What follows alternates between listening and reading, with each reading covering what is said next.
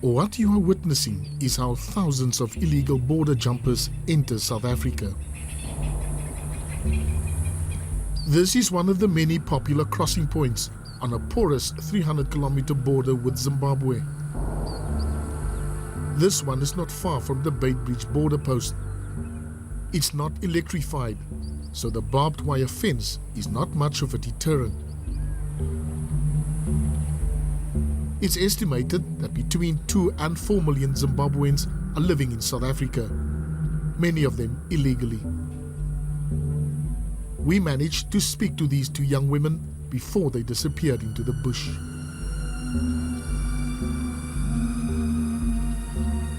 I was from Kwekwe. We were just trying to pass the border to come to South Africa so that we'll be having something to do. We were just trying to save the money for us to give the guys who help us to cross here. And then by the time we find the guys, we came here. We tried to cross with them the first day. We were about to be caught, and then we go back to Beitbridge. The second day we tried, and then that's today, and then we are trying to succeed, you know. So you just jumped now? Yeah, we just jumped. Now we passed through the river, and it was hard there by the river. The guys were just saying, pass, run. And then there were crocodiles, you know, it was hard. We go to the river. We pay the boys 50 rand to cross the river for us. Did each of you pay 50 rand? Yeah. You paid 50, you paid? Yeah. Like most border jumpers, they don't intend to stay in South Africa permanently. My intention is to go back when I've got money. At least I'll be rich, showing my friends that I'm somebody.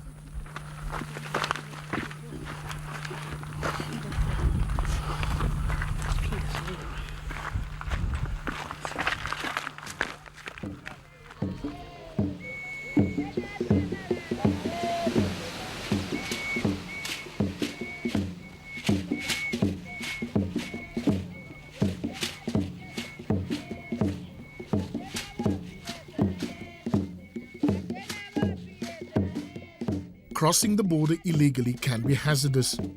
But for those who can't afford a 1,000 rand visa, risking the river has become the only way to reach the new Canaan.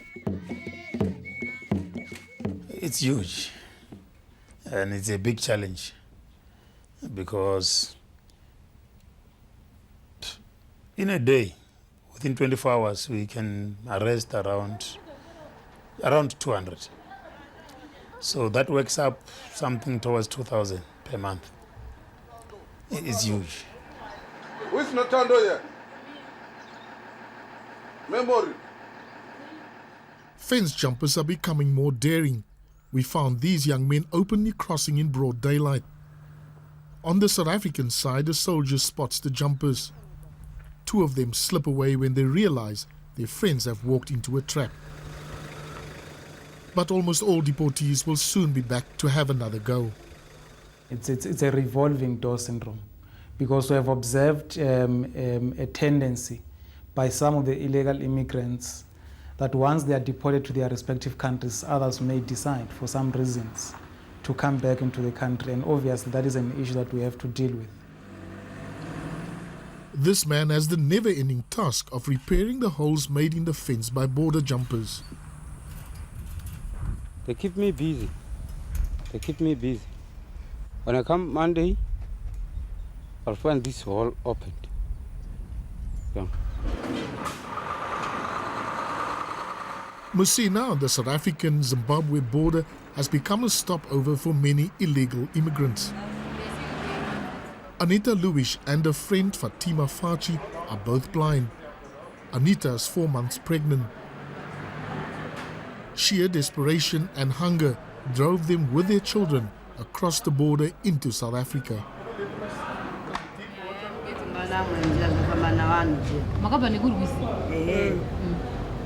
They're saying they came from Harare yesterday, and then they came through the river.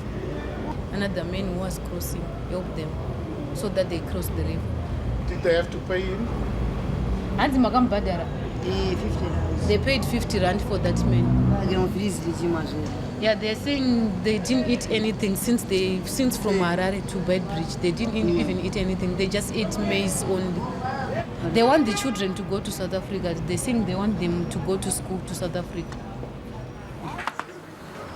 I want to extend this. Not everybody gets into South Africa illegally. Some make use of visitors' visas. How many days do you get? Hoping for a better future is 27-year-old Daphne Mashange. She's 7 months pregnant. Yeah, the problems in Zimbabwe, it's like there is no fuel. If we are going to have the baby and at the hospital they say they don't have fuel, it will be a problem to the mother and to the baby because there's no transport and fuel also. I've got my passport and a visa, and my visa is going to expire on 5 June this year, 2006. I'm proud of my country. I will go back for the sake of my mother and the children there, because they are just still waiting for me and looking for me. Maybe she will come with something. Anita and Fatima find a room in Musina township to overnight. They lived in Harare, Zimbabwe until recently, when their shack was destroyed as part of President Mugabe's Operation Cleanup. So since that was done, they thought of coming here because they don't have anywhere to stay. That's why they've decided to go to Joburg, because life there is difficult. They don't have anywhere to stay with these kids.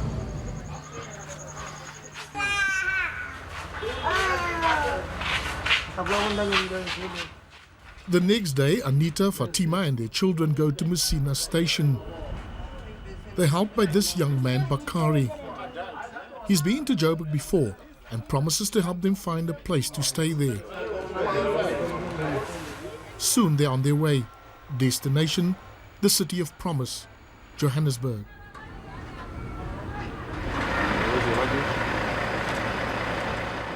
Daphne is also on her way to Johannesburg. She doesn't have any family there and her visa won't allow her to work. But she hopes to give birth in a South African hospital. I'm going to Joburg. I want to find anything to do for the sake of my baby and for my family in Zimbabwe. I want to forget them. I want to do even this job, anything which can give me money. She arrives at noon a day later. She's heard of an organization called Sawima which offers support to women. It's an NGO that was started by concerned female refugees living in Johannesburg. We lobby for refugee and asylum seekers' rights. Many Zimbabweans end up here in the offices of Sawima. If you are from Zimbabwe, raise up your hand. Okay, thank you. Any other country? Joyce Dube, or Mama Joyce as she's called, is a founder member. She says life is hard for refugees.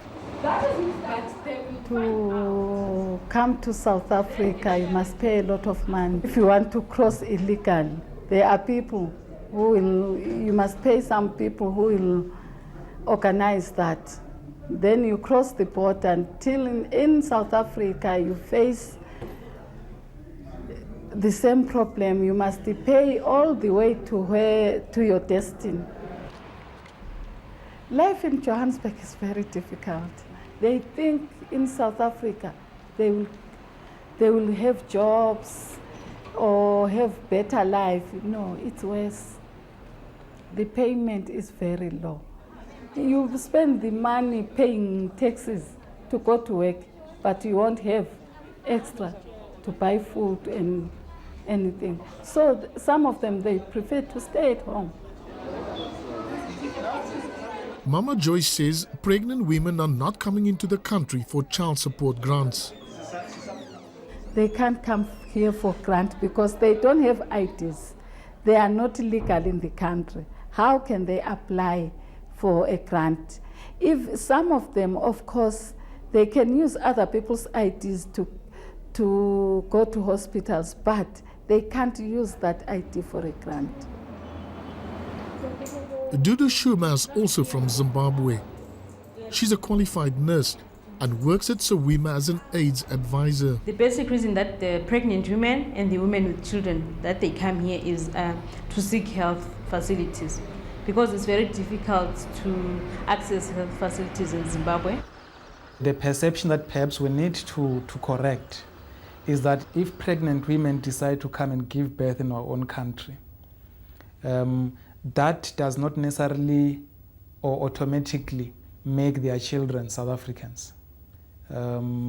Yes, they can come and give birth in our own country as long as they come legally, but that will not in any way make their children South Africans. All what the department will do will just give them a note which will indicate that the child was born in this particular hospital on this particular day. And that is not a reflection, or it's not a confirmation of their citizenship in South Africa in any way. But in the past, Specialist Simon has shown how easy it is for illegal immigrants to buy fake IDs and to get access to welfare grants. Here, a Zimbabwean woman is buying the necessary documents from a Home Affairs official in Johannesburg.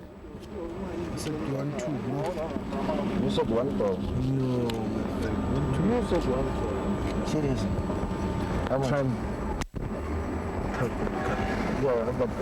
Also, you must understand. All you have to know. After a 15-hour journey, Anita and Fatima arrive in Johannesburg. They found accommodation in a building in the center of the city. Others are not so lucky. This is the reality on the streets of the city of gold for many desperate, hungry, homeless people. Some have fled the misery of their own countries. A few find a place to sleep here at the Central Methodist Church. Close to 200 people actually sleep here during the night. They live here with everything. The church has opened its doors actually for more than 10 years to homeless people.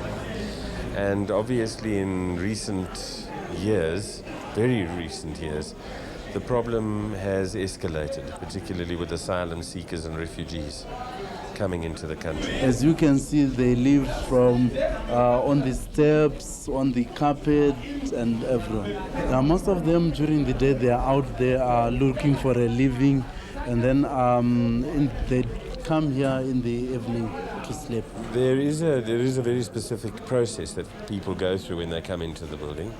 I interview each person, and in some cases, not all cases, then we'll try and provide some kind of accommodation. Pregnant women and children, some of them are school-going age, some of them are creche-going age, some of them do attend the creche that is downstairs. Obviously, pregnant women find themselves in a particularly vulnerable place, but there are also women with very small children. To try and get your life together, and even when you've had your baby, you know, the initial food, not all mothers can breastfeed, and some of that stuff is really very, very expensive. For many starving Zimbabweans, the only alternative is to cross the crocodile-infested Limpopo River. Food aid organizations say more than 4 million Zimbabweans are in need of help. The situation of hunger in Zimbabwe is enormously serious. We're looking at millions and millions of people who don't have enough to feed themselves this year. Yet those that have fled this crisis are not considered refugees because there is no war. There are new groups of people who are coming in as a result of the instability and the crisis in Zimbabwe. Some of those may be considered economic migrants, but clearly the conditions in Zimbabwe now justify considering them refugees. Many of those people consider themselves refugees and are seeking asylum in South Africa, although many of them are having difficulty getting the protections of the South African state because of administrative problems, hostility, and a doubt that the conditions in Zimbabwe are bad enough to justify them coming here.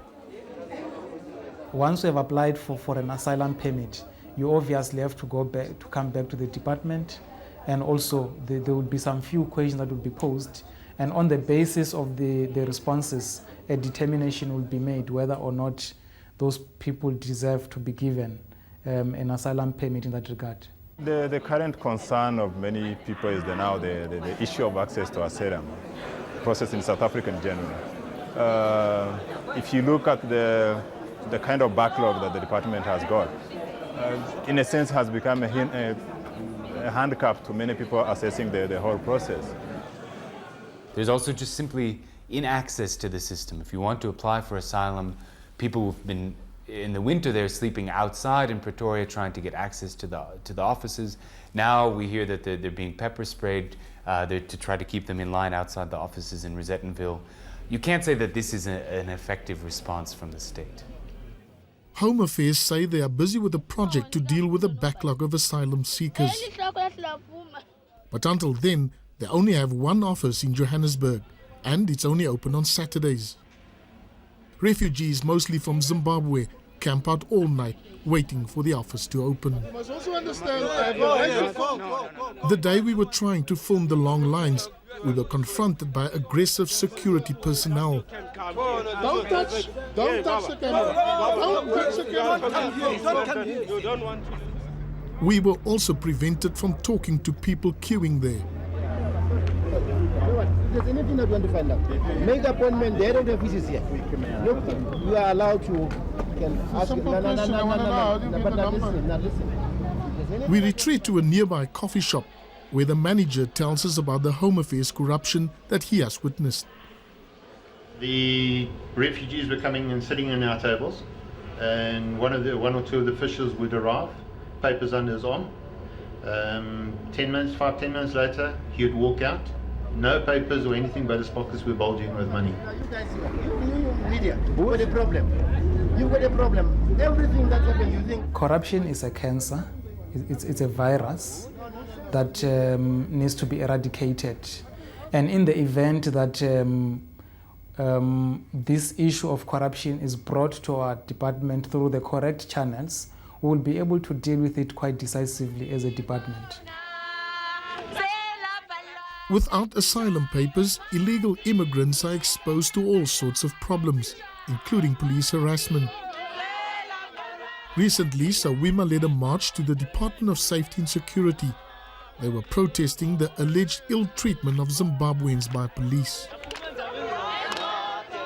The problems I see around immigrants are not so much the immigrants per se, but the way the South African state and the South African people are responding to immigrants.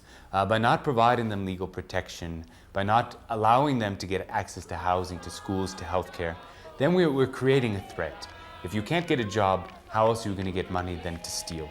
If you can't get housing, you're going to live in squatter settlements, you're going to invade houses, these sorts of things.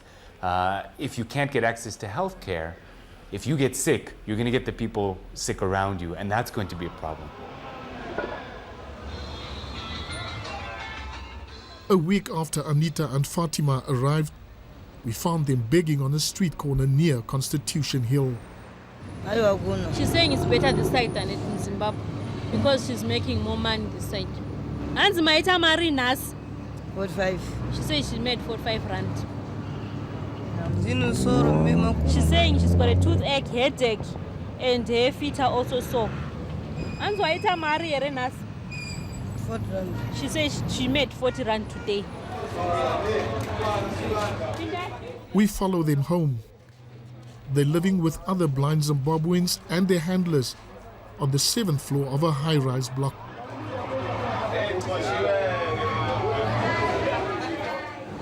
It's not fine when they stay because they stay 20 in one room and they can't sleep properly. There's no proper sanitation, and the lifts stopped working long ago. Everyone, including children, pays 7 rand a day. We were asked not to film the room. How many people? Approximately 10 that they are in now. I'm not sure, but I think approximately. But maybe more than that because some of them even come back from What was the problem? They don't want to be on TV or on camera or anything. And the reason? No, they just don't want. What do you think? What's the problem? I think they are scared. I think they are scared. Daphne found a place to stay through Mama Joyce. And she's now 8 months pregnant. She's becoming increasingly worried about the future. The main problem is where I'm staying is a nice place, but the problem is I can't afford to pay rent. I've got something. I feel like fainting. I just want to sit down and my legs are swollen. But the main thing I want is just if I get strong, even any day, what day, I want to do NP's job for the sake of my preparation, need the preparation for my baby. One of the things that we need to reconsider around immigration law is whether to start granting sort of short-term work seeker visas or trader visas, which would take a lot of the burden off the asylum process. People could come in legally, they could stay for a short period, they could do their business, and they could go home. Migrants are always going to come here. There's no way to stop them. I think what's really at stake here is whether South Africa can develop effective ways of managing migration, finding ways to stop the corruption, the violence, the discrimination that's now associated with immigration.